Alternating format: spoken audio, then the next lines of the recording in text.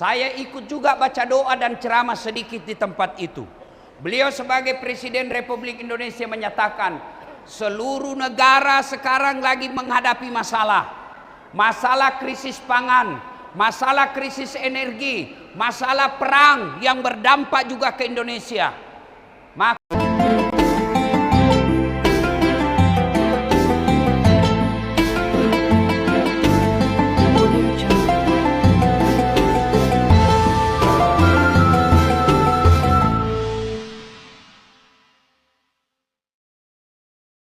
hai orang-orang yang beriman, bertakwalah kalian kepada Allah dengan sebenar-benarnya takwa. Dan janganlah engkau mati kecuali dalam keadaan beragama Islam. Berarti ayat ini ada orang Islam tapi matinya tidak membawa Islamnya. Banyak orang Islam ngakunya Islam tapi matinya tidak membawa Islam. Adakah begitu? Banyak. Insya Allah Bapak tidak akan mati dalam keadaan berzina. Amin. Insya Allah Bapak tidak akan mati dalam keadaan ngerampok. Amin. Insya Allah Bapak tidak akan mati dalam keadaan berjudi. Tapi yang bisa membuat Bapak Ibu mati kafir, hubbi aklil haram, suka memakan barang haram. Satu di antaranya yang suka makan barang haram, mereka yang suka terima uang sogok pilkada. Tepuk tangan baru kau yang terima. Mau dicoblos wane piro? Oi, Pak, mau lihat kabupatenmu maju? Mau menikmati kepri sejahtera?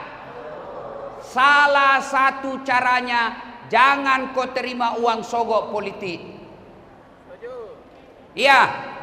Kenapa banyak kepala daerah korupsi? Karena sudah dapat panjar dari pengusaha ketika pilkada. Coba kalau pilkada murah, caleg yang datang orang-orang yang baik. Karena pilkada dan pilcaleg mahal, maka orang-orang baik tidak mau nyogok. Orang-orang baik tidak mau ikut peserta pilkada. Kenapa? Karena mereka tidak mau nyogok. Akhirnya siapa yang ikut pilkada dan pilcaleg? Mereka yang goblok tapi ada duitnya. Akhirnya apa? Jadilah pemimpin kalian yang suka minta setoran, minta uang sama pengusaha. Kenapa? Karena pilkada mahal. Maka saudaraku, ulang tahun Bintan ke-74 ini, ayo ikrar, pilkada yang akan datang tidak ada yang terima uang sogok politik. Bisa? Bisa? Kau juga tidak kaya dengan terima uang 100.000. Kamu tidak akan kaya dengan terima uang politik 1 juta. Dan kamu juga tidak akan miskin dengan menolak uang pilkada. Tapi yang pasti ketika kau makan uang pilkada, sudah ada api neraka dalam dirimu. Bisa? Ya. Pegawai honor, lebih baik kau jadi pegawai honor sampai harimu wafat daripada kau jadi PNS tapi nyogok. Kan itu pegawai honor itu kan namanya PTT, pegawai tidak tetap. 5 tahun kemudian TTP, tetap tidak pegawai. Lebih baik tetap tidak pegawai daripada pegawai nyogok. Lebih baik caleg gagal daripada anggota DPR berhasil duduk karena nyogok. Yang lebih parah, sudah nyogok tidak terpilih. Beling-beling. Wa qala idan bismillahirrahmanirrahim. Innallaha wa malaikatahu yusalluna 'alan nabi. Ya ayyuhalladzina amanu sallu 'alaihi wa sallimu taslima. Sesungguhnya Allah dan para malaikatnya bersalawat kepada Rasulullah Muhammad sallallahu alaihi wasallam. Maka wahai orang-orang yang beriman, bersalawatlah kalian kepada Rasulullah dengan sebaik-baik salawat. Maka pada malam ini saya mau ajak salawat. Ibu-ibu bisa tanding salawat dengan bapak-bapak? Saya mau dengar mana lebih kencang suara salawatnya ibu-ibu daripada bapak-bapak. Bisa? Cek sound dulu. Cek. Yang ngatur sound system, turunkan bassnya. Nggak usah pakai bass. Eho-nya tutup eho. Tutup eho-nya. Treble-nya kasih full. Cek. Ulang. Bassnya tutup. Nggak usah pakai bass. Eho-nya tutup. Tutup eho.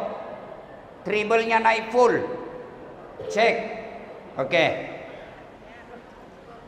Ibu-ibu, kita selawat. Salatullah. Masya Allah. Ala toha Rasulillah. Salatullah.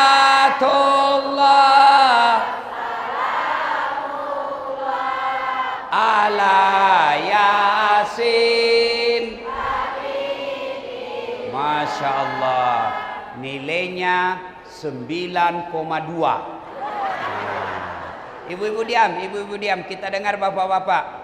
Ayo saudaraku lelaki, jangan kau permalukan jenis kelamin kita. Ya, boleh saja kita belum makan malam, tapi salawat harus kencang. Bisa? Ayo, salatullah. Masya Allah. Ala toha Rasulillah. Salatullah. Salamullah. Ala Yasin. Masya Allah. Nilainya 9,5. Ibu-ibu diam, bapak-bapak diam. Diam kau semua. Kita dengar ini pejabat kita. Diam. Kita dengar Pak Gubernur dan para pejabat yang ada di depan kita ini ya. Ayo Pak, jangan mempermalukan pejabat Kepri. Kapan lagi kita kerjai gubernur sama Pak Kajati? Ayo Pak Gub, ayo. Salatullah.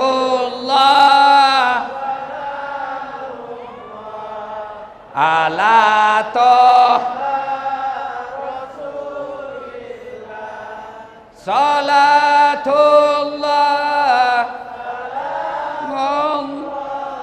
Ala Yasin. Nilainya 9,9. Ya, beliau yang belikan saya tiket. Ibu bapak, saudara-saudara sekalian, ayo rame-rame. Ibu bapak pejabat, sama-sama kita selawat bareng-bareng. Salatullah.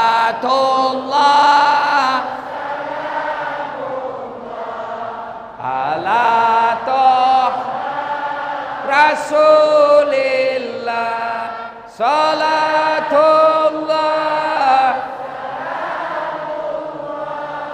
Ala Yasin. Terima kasih. I love you full ibu-ibu.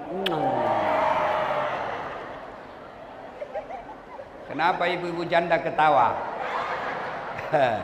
Ibu bapak, saudara-saudara sekalian, teristimewa yang kita hormati, Bapak Gubernur Provinsi Kepulauan Riau, Bapak Haji Ansar Ahmad, beserta Ketua Penggerak PKK Kepri dan anggota DPRD Provinsi Kepri yang juga istrinya Pak Gubernur.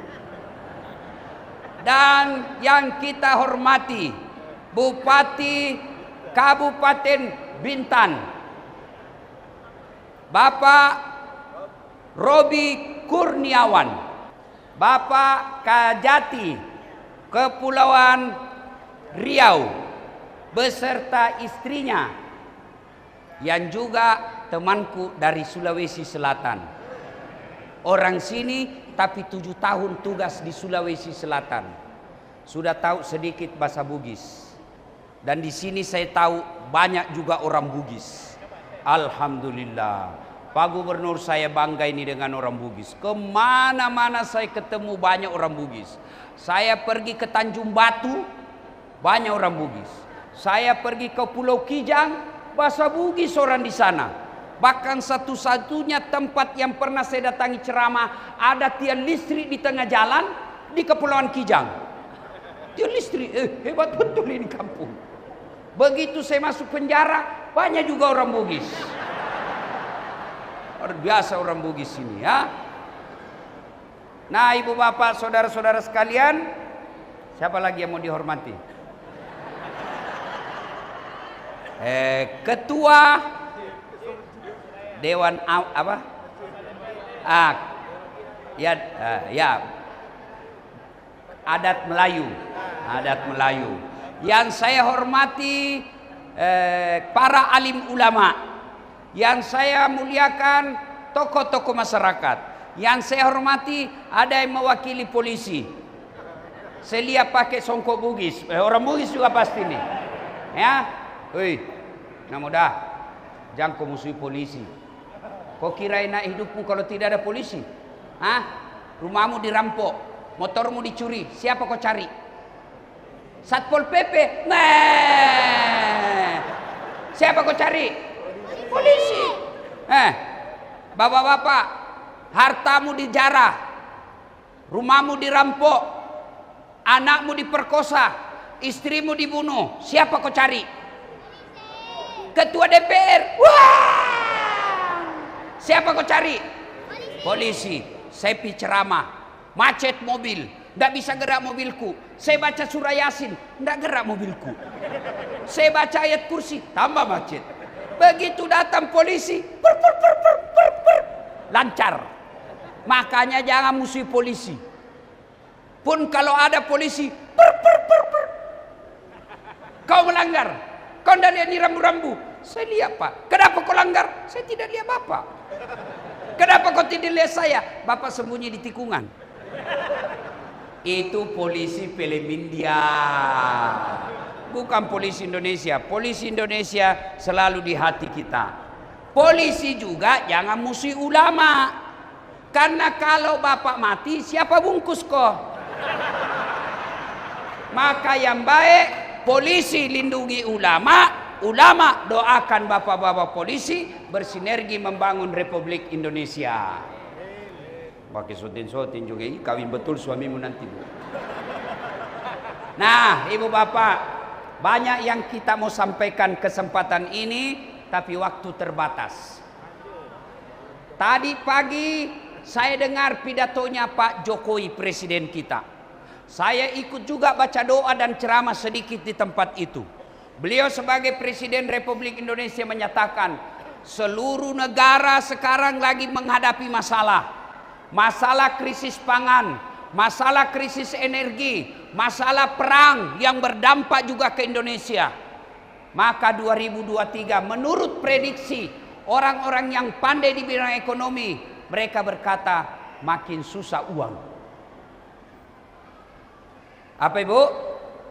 Makin susah uang. Ini saya lihat ini ibu-ibu depan saya ini, muka-muka susah semua ini. Iya toh? Iya. Mana ada orang tidak ada masalahnya dalam hidup ini? Ayo angkat tangan yang tidak ada masalahnya. Ini muka-muka penuh masalah semua ini. Ini ibu pikir saya tidak ada masalah? Masalah saya banyak. Sering tinggalkan istri, hampir tidak pernah ada di rumah. Kalau istriku marah, bukan masalah marah yang jadi masalahnya, bagaimana saya menghadapi dia marah, itu masalah saya. Iya, Pak Gubernur 2 periode jadi bupati, sekarang jadi gubernur. Bapak ibu pikir bu tidak ada masalahnya?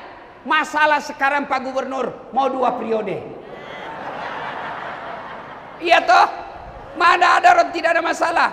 Bupati Bintan ini Bapak pikir tidak ada masalahnya? sama masalahnya bapaknya, mau 2 periode. Iya toh? Iya. Iya.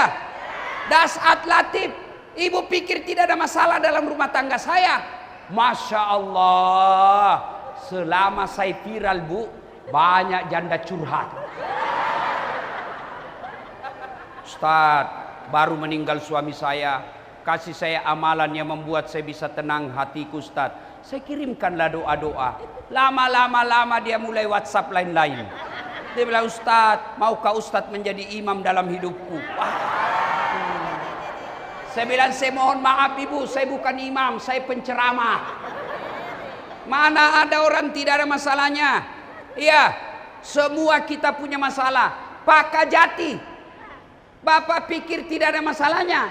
Ada masalahnya. Apa? Sudah dekat pensiun. Iya toh Pak? Iya. Nah, semua orang punya masalah. Ayo. Maka berarti masalah kita bukan masalah. Masalah kita bagaimana cara menghadapi masalah. Itu masalah kita. Jangankan ibu-ibu, Nabi, kurang apa solehnya Nabi? Kurang apa ibadahnya Nabi? Kurang apa doanya Nabi makbul? Tapi apakah Nabi tidak ada masalah dalam hidup? Masalah beliau juga banyak. Aisyah pernah difitnah selingkuh. Rasulullah pernah 3 hari 3 malam tidak makan sampai Hasan Hussein pucat. Beliau dalam berdakwah bukan dibully, diperangi bahkan sampai mau dibunuh beberapa kali. Itu Nabi, apalagi kita. Berarti Nabi ada masalahnya, gubernur ada masalahnya, Kajati ada masalahnya, bupati ada masalahnya, istri pejabat ada masalahnya, dasat ada masalahnya. Berarti yang jadi masalah bukan masalah kita. Masalah kita adalah bagaimana menghadapi masalah itu. Sebagai oleh-oleh ulang tahun ke-74 Kabupaten Bintan, saya kasih hadiah untuk dibawa pulang. Cara mengatasi masalah dalam hidup ini. Yang pertama ibu, kalau ada masalah, yang pertama takarrub ilallah. Ada masalahmu bu, dekat kau dengan Allah, bukan dekat dengan bupati. Dekat dengan bupati, bupati ada masa jabatannya, gubernur ada masa habis jabatannya. Tapi kalau kau bersandar kepada Allah, Allah tidak akan pernah hilang, Allah tidak akan pernah lenyap. Maka mintalah pertolongan kepada Allah. Dekatkan dirimu kepada Allah. Bagaimana cara mendekatkan diri kepada Allah? Gampang mengucapkan, kau dekatkan kepada Allah. Kau dekatkan kepada Allah. Gampang mengucapkannya. Bagaimana prakteknya? Pertama yang utama adalah aqimis shalah, dirikan sholat. Ibu ada masalah, pasti karena sholatmu tidak beres. Kenapa suamiku kasar? Karena suamimu tidak sholat. Kenapa anakku tidak dengar nasihat? Karena dia tidak sholat. Bu, ibu, bu, bu, kecil buat Allah selesaikan masalahmu. Kecil. Apa masalahmu? Asam urat Ustaz. Kecil buat Allah sembuhkan asam uratmu. Bukan dokter yang sembuhkan ibu. Kalau dokter yang sembuhkan manusia, maka tidak ada dokter yang sakit. Ibu pernah enggak lihat dokter sakit? Pernah? Banyak. Kalau dokter yang sembuhkan penyakit, tidak ada dokter yang meninggal gara-gara COVID. Tapi banyak juga dokter yang meninggal gara-gara COVID. Berarti siapa yang sembuhkan ibu? Allah. Maka kalau ibu mulai sakit, yuk koreksi sholat. Berarti sholatku tidak bagus. Saya sholat Ustaz. Betul ibu sholat tapi tidak ikhlas. Hayya 'alas shalah. Ih, asar lagi. Barusan saya sholat duhur. Kok tidak ikhlas? Saya sholat Ustaz. Betul ibu sholat tapi tidak ikhlas. Mana buktinya? Itu juga pakaianmu kau pakai mencuci. Itu juga kau pakai tidur. Itu juga kau pakai masuk toilet. Itu juga kau pakai mencuci. Kau pakai ke pasar.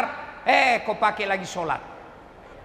Salah? Tidak. Tapi itu buktinya kalian tidak serius menghadap Allah. Malah ada ibu-ibu yang tanya, Ustadz, boleh enggak sholat tidak pakai BH? Kenapa ibu? Dia bilang panas Ustadz. Boleh, tapi bayangkan itu kalau ibu ruku.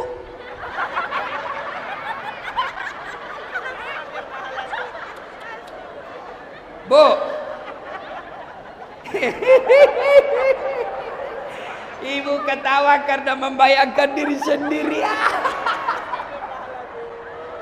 Bu, kalau ibu tidak pakai BH sholat, bayangkan bagaimana perasaannya ibu gubernur. Kalau ibu menghadap suaminya, Pak Gubernur, lalu ibu tidak pakai BH. Pak Gubernur, adakah bantuan? Dia bilang, kurang ngajar kau, keluar. Ya, ibu. Maka menghadapi masalah ini, suami di PHK. Tadi 5 baju seragam untuk anak sekolah, tiba-tiba tinggal 1. Tadi ada bantuan beras 10 kilo, tiba-tiba tinggal 5. Jangan putus asa. Kalau Allah yang tolong kamu, kecil masalah dunia, kecil. Maka perbaiki sholat. Saya sudah sholat Ustaz. Betul ibu sholat, tapi tidak ikhlas, main-main. Allahu Akbar. Iya kan.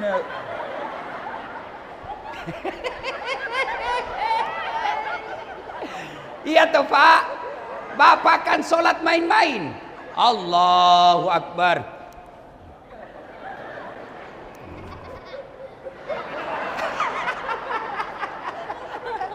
Iya toh? Iya. Allahu Akbar. Sudah 3 rakaat atau 2 ya? 3 rakaat atau 2? Allahu Akbar. Di mana duitku itu tadi? Di mana saya simpan? Sampai dia sholat diperiksa kantongnya Pak. Rakaat kedua belum dia dapat. Rakaat ketiga masih dia cari. Begitu assalamualaikum warahmatullah. Oh, di bawah sadel ku simpan. Maka kalau masalah dalam hidupmu berat, tidak usah cari kambing hitam. Lebih baik periksa bagaimana sholat saya. Kalau sholat baik, mustahil Allah sengsarakan hidupmu. Masa orang baik sholatnya, sengsara hidupnya? Tuhan apa itu yang kasih sengsara hidupnya orang baik sholatnya? Memang kita sholat, tapi belum sesuai yang Nabi mau. Kadang-kala kita sholat pakaian seadanya. Padahal Allah sudah perintahkan kau sholat dengan berpakaian yang indah. Ayo, Pak, kecil buat Allah kasih kau dunia, kecil. Mau jadi anggota DPR, kecil buat Allah. Mau lunas hutang, kecil buat Allah. Yang penting dekati yang punya dunia, dia kasih kau dunia. Saya akrab dengan Pak Gubernur. Saya datang ke Kepri, landing di Batam. Assalamualaikum Pak Gubernur. Waalaikumsalam Pak Ustadz. Gimana kabar? Saya ada di Batam ini Pak Gubernur. Saya mau keliling-keliling wisata, tapi tidak ada mobilku Pak Gubernur. Kata Pak Gubernur, saya lagi di Bintan. Tapi tidak usah cemas Ustadz soal mobil. Tenang aja Ustadz. Pak Gubernur telepon ajudan, ada Pak Ustadz itu di Batam. Kau bawakan mobil, kasih full tangkinya, jangan lupa kasih pembeli oleh-oleh. 1 jam kemudian datang ajudan. Pak Ustadz, ini ada kiriman mobil dari Pak Gubernur, full bensin, ini ada pembeli oleh-oleh. Selesai urusan saya soal mobil di Batam. Kenapa? Saya akrab sama yang punya mobil. Iya toh? Datang pula orang dari Sulawesi. Tidak pernah ketemu Pak Gubernur, tidak pernah kenal, tidak pernah lihat wajah. Landing dia di Tanjung Pinang. Assalamualaikum Pak Gubernur. Saya di Tanjung Pinang ini. Mau pinjam mobil. Pinjam dulu mobilnya Pak Gub. Kapolda. Ada penipu di bandara, Pak, tangkap dia. Begitu juga hidup kalian. Tidak pernah sholat. Sholatnya cuma hari Jumat.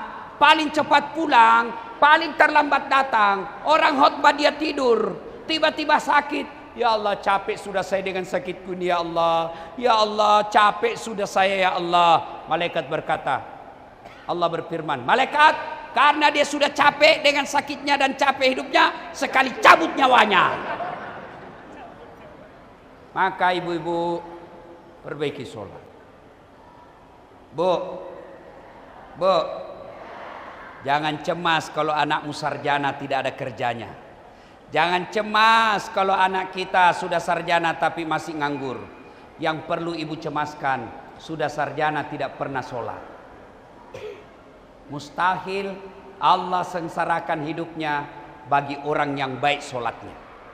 Jadi muliakan sholatmu, pelihara sholat. Bapak-bapak yang punya anak, pelihara aja sholatnya, kontrol sholatnya. Kalau dia tidak sholat, ingatkan sholatnya. Insya Allah masa depannya cerah.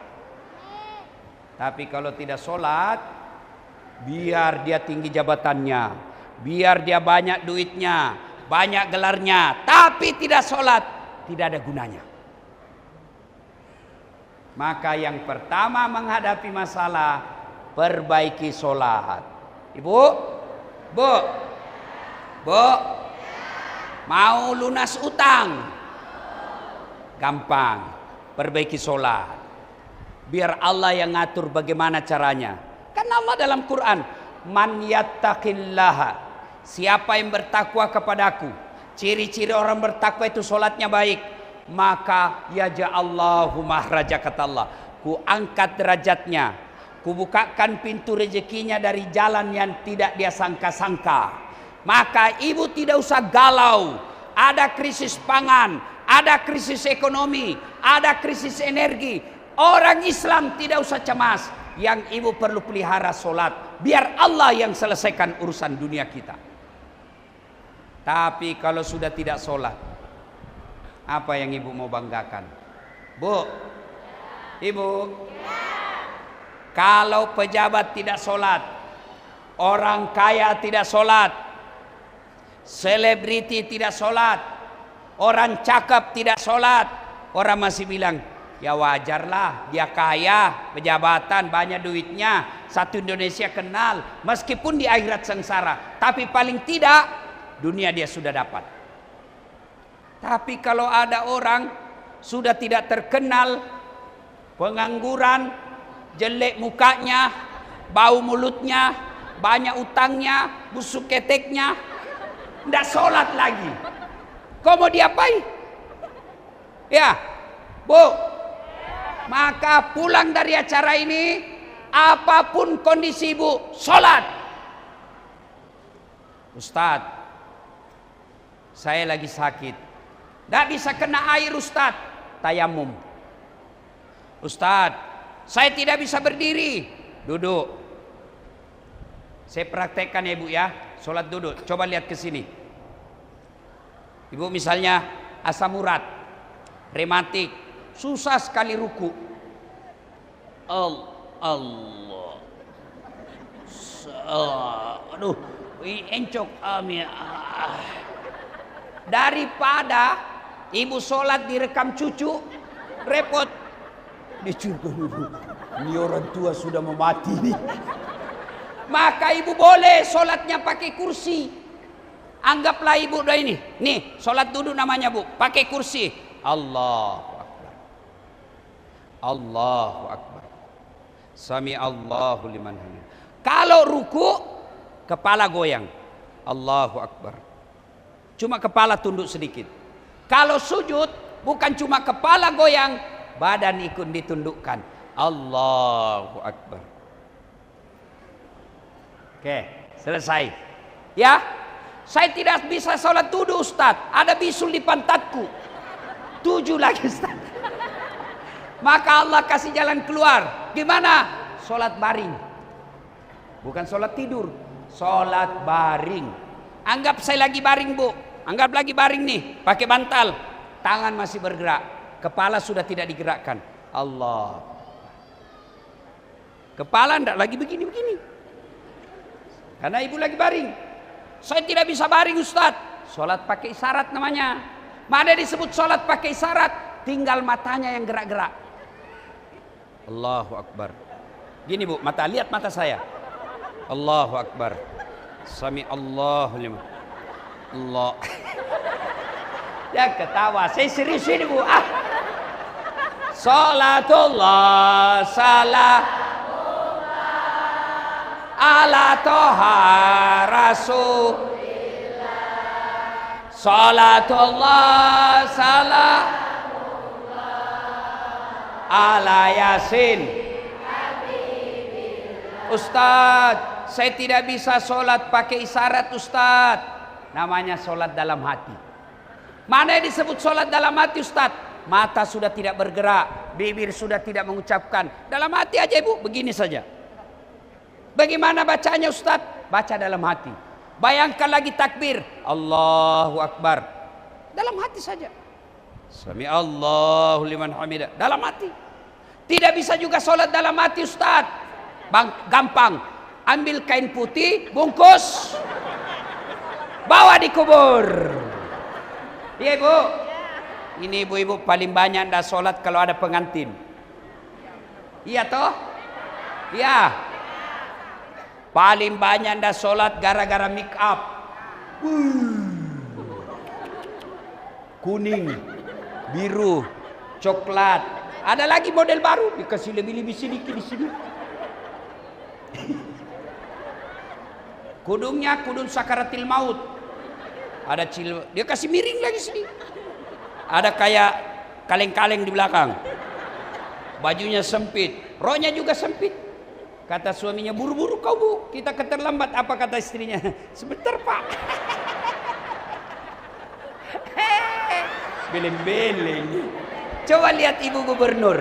Coba lihat ibu gubernur. Nggak ada makeup. Ini baru ibu ketua RT.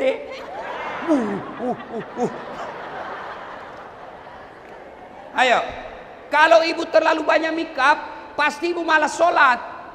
Kenapa? Salon 200.000 ini.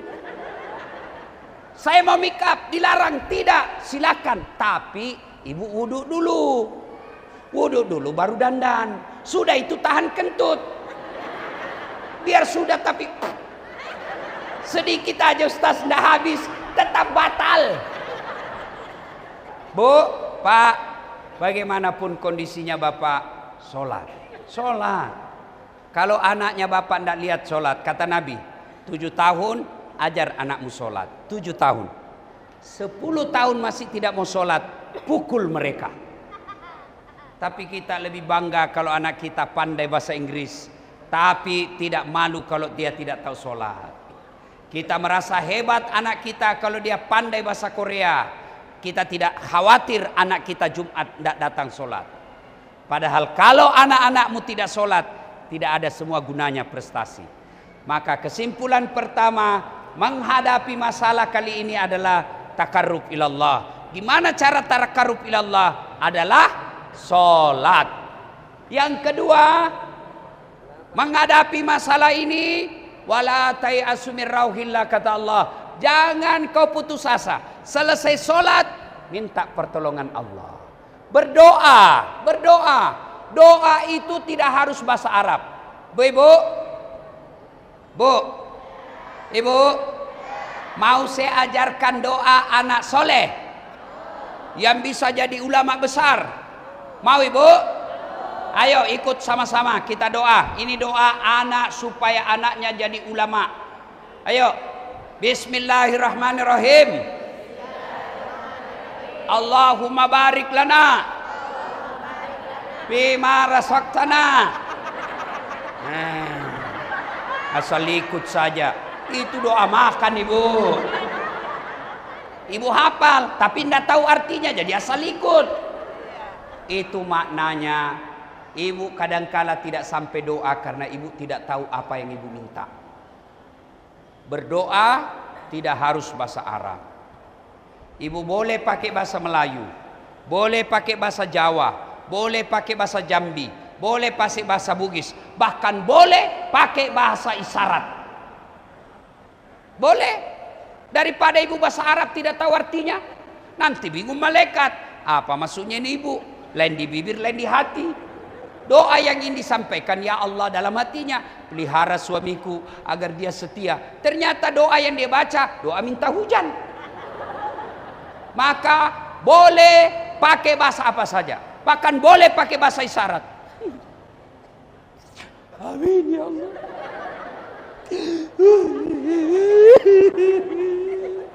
Oh, suaminya baru kawin lagi.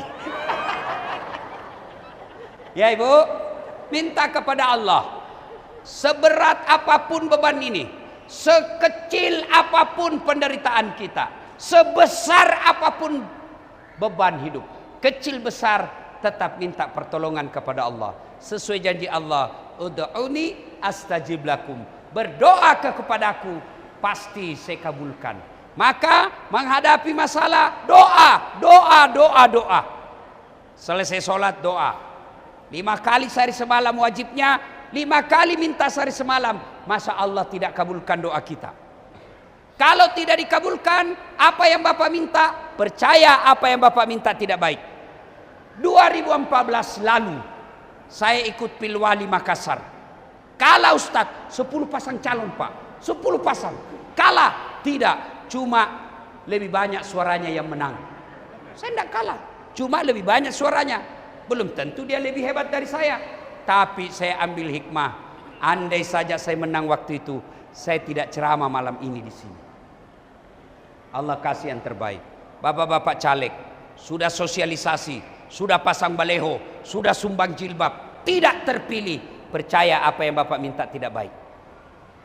Kita hanya wajib berdoa, hasil serahkan kepada Allah Subhanahu wa taala.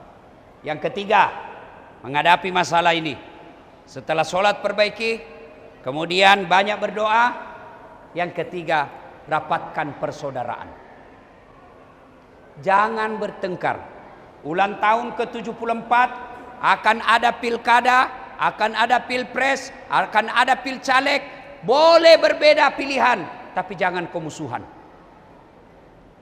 Pengalaman yang lalu-lalu, bertetangga, tidak bicaraan, bermusuhan, sampai sekarang masih tidak akur dengan tetangganya gara-gara pilpres. Satu Prabowo, satu Jokowi, cebong kampret, sampai sekarang tidak akur. Mereka sudah satu paket sekarang. Pak Jokowi sudah presiden, Pak Prabowo jadi menterinya, Ma'ruf Amin jadi wapres, Sandi jadi menteri. Mereka sudah akur dalam satu kabinet. Masa kalian bertetangga tidak akur-akur, padahal kalian tidak dapat apa-apa? Maka pilkada, momen-momen politik akan datang, jangan kalian berpecah belah. Orang yang banyak temannya, dengar, siapa yang mau panjang umurnya, murah rezekinya, tertolak dari bencana, maka kata Allah, kata Nabi, hendaklah bersilaturahmi. Hendaklah kalian memperpanjang persaudaraan. Saya selalu sering sampaikan, saya tidak kaya, saya tidak banyak duit, tapi banyak temanku. Temanku banyak duitnya. Saya tidak banyak duit Pak, tapi banyak teman saya. Temanku yang banyak duitnya. Saya di Makassar hampir tidak pernah laku duit saya. Kenapa? Kemana-mana ada yang bayarkan. Saya pergi pasar ibu. Makanya mama nyece istri saya senang sekali kalau saya ke pasar. Kenapa? Tidak laku duit saya bu. Baru saya turun dari mobil, sudah ada yang teriak, Assalamualaikum Ustaz. Dalam hatiku aman dan terkendali. Oh, kalau saya ke pasar itu, saya bawa keranjang, ada isi telur. Berapa Ji? Tidak usah Ustaz. Tidak enak masih pagi-pagi. Dalam hatiku, memang itu yang kutunggu. Allahu Akbar. Saya pergi kantor polisi, memperpanjang SIM. Baru saya turun, dilihat sama Kapolres Tabes. Ada Pak Ustaz. Assalamualaikum Ustaz. Waalaikumsalam. Siap komandan. Ada apa ini Ustaz pagi-pagi? Perpanjangan SIM komandan. Panggil Kasat Lantas. Bantu Ustaz ya. Mudahkan. Jangan lagi kau minta uangnya. Dosa kau minta uang Ustaz. Selesai. Iya toh. Maka bodoh kita kalau memperbanyak musuh. Biarkan orang musuh kita tapi jangan kita yang musuhi mereka. Maka saudaraku, 3 kiat menghadapi masalah ini. Saudara, persatuan. Wa'tasimu bihablillahi jami'an wa la tafarraqu. Berpegang teguhlah engkau kepada tali persaudaraan agama Allah dan janganlah engkau bercerai-berai.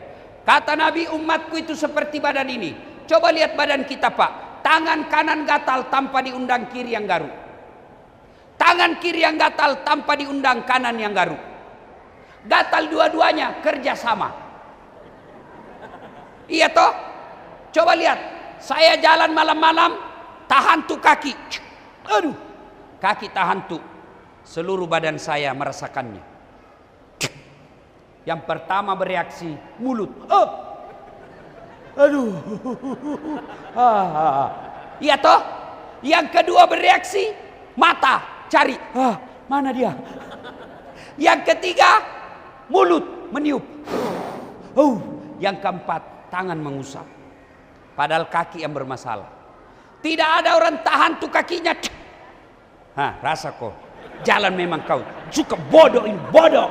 Mana? Maka begitu mestinya kita di Kepri. Provinsi kita provinsi yang baru. Yang tadinya dengan Riau, sekarang menjadi provinsi Kepulauan Riau. Kalian tidak akan maju dan ketinggalan dari provinsi induk kalau kalian berpecah belah. Kalau mau maju Kepri, saudaralah kalian. Persaudaraan modal dalam membentuk kekuatan. Dengan ada kekuatan, maka kalian akan bisa melakukan apa saja. Satu sakit, yang lain ikut merasakannya. Inilah makna dari wa'tasimu bihablillahi jami'an wa la tafarraqu. Berpegang teguhlah engkau kepada tali persaudaraan agama Allah dan janganlah engkau bercerai-berai. Saya tahu pesannya ini dia kasih keras mic, itu artinya Ustadz sudah selesai karena sudah tengah malam. Nah, ibu bapak, saudara-saudara sekalian, banyak yang ingin kita sampaikan, tapi waktu yang terbatas.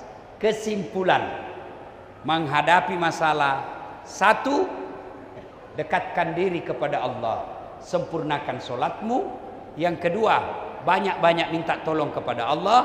Yang ketiga adalah rapatkan persaudaraan. Dan yang keempat, bersalawatlah kepada Rasulullah Muhammad sallallahu alaihi wasallam. Saya kagum sama Pak Gubernur. Hampir seharian saya sama Pak Gubernur. Tadi di atas mobil saya dibawa jalan-jalan keliling, lihat ini. Sepanjang jalan kadangkala beliau baca salawat. Saya dengar-dengar, hebat juga ini Pak Gubernur.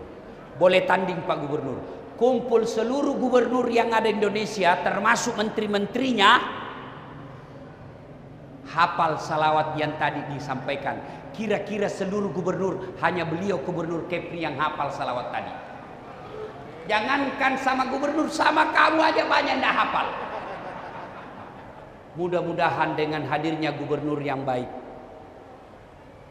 ya, Allah berkahi provinsi kita, Allah rahmati kampung kita, Allah hindarkan dari mala bahaya.